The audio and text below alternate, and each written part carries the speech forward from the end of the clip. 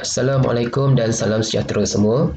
Dalam video ini kita nak belajar standard pembelajaran 5.1.4 iaitu masalah melibatkan janjang aritmetik. Okay, contoh soalannya, sebutan ke-8 bagi suatu janjang aritmetik ialah 25 dan hasil tambah 8 sebutan yang pertama ialah 88. Cari sebutan pertama dan beza sepunya. Okay, soalan bagi sebutan ke-8 adalah 25. Jadi kita masukkan formula Tn di mana n adalah 8. Jadi 8 tolak 1 dapat 7. Maka kita dapat persamaan pertama iaitu A tambah 7D sama dengan 25. Kemudian diberi S8 sama dengan 88. Hasil tambah 8 sebutan pertama ialah 88. Jadi kita dapat S8 sama dengan 88. Kita masukkan dalam formula Sn di mana n adalah 8. 8 tolak 1 kita dapat 7. 8 bagi 2 kita dapat 4. 4 campak ke kanan dijadi bahagi kita dapat 22. Maka kita dapat persamaan yang kedua. Okey. Ada dua persamaan. Jadi langkah berikutnya adalah kita nak cari nilai A ataupun nilai D dengan menggunakan kaedah penggantian ataupun kaedah penghapusan. Okay, dalam kes ni saya nak gunakan kaedah penghapusan sebab dia lebih mudah. Jadi kalau awak perhatikan kita ada nilai A dan juga nilai D.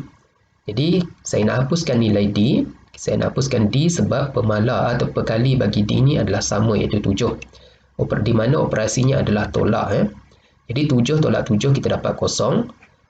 2A tolak 1A kita dapat 1A. 22 tolak 25 kita dapat negatif 3.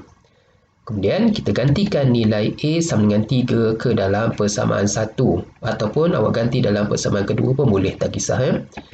Jadi katakan saya nak gantikan A sama dengan negatif 3 ke dalam persamaan 1.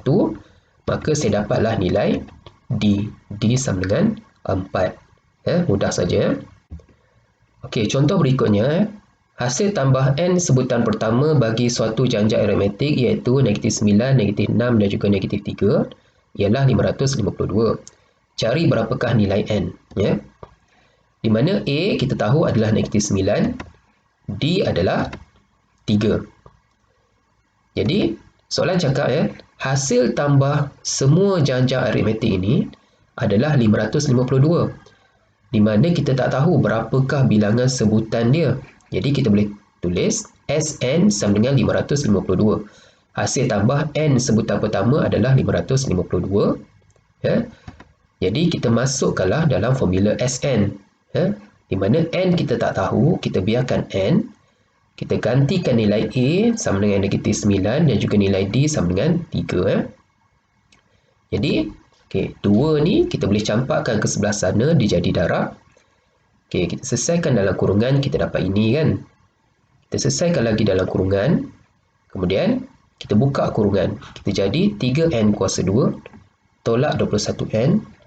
1104 ni kita pindahkan ke sebelah kiri, dia jadi tolak.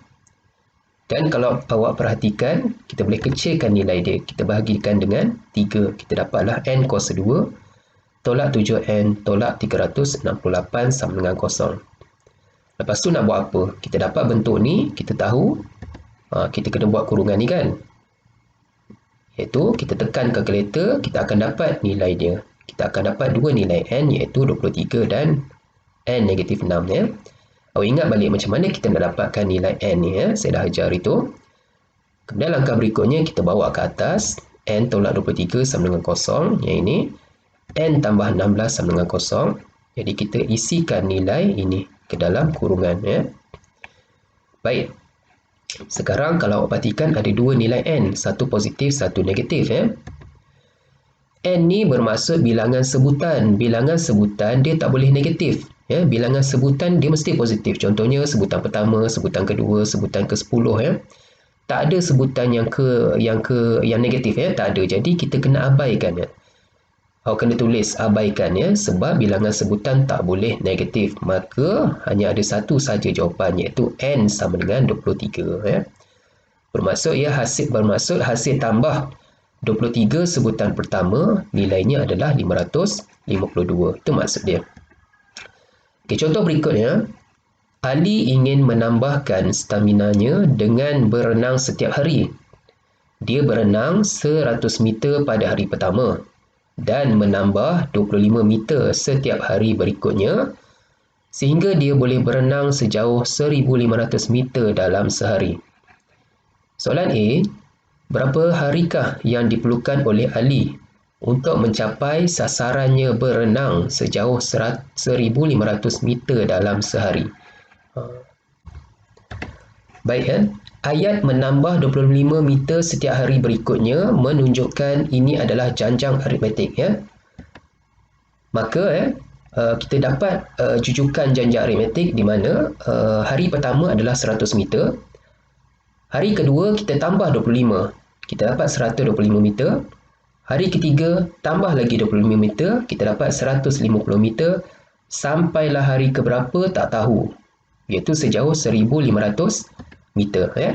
Di mana nilai A adalah 100 dan nilai D adalah 25. Jadi untuk soalan A dia tanya, berapa harikah yang diperlukan oleh Ali untuk mencapai sasarannya berenang sejauh 1,500 meter dalam sehari? Okey, jadi kita tak tahu 1,500 meter ni hari keberapa. Jadi kita tak tahu N, bermaksud kita tulislah Tn sama dengan 1,500.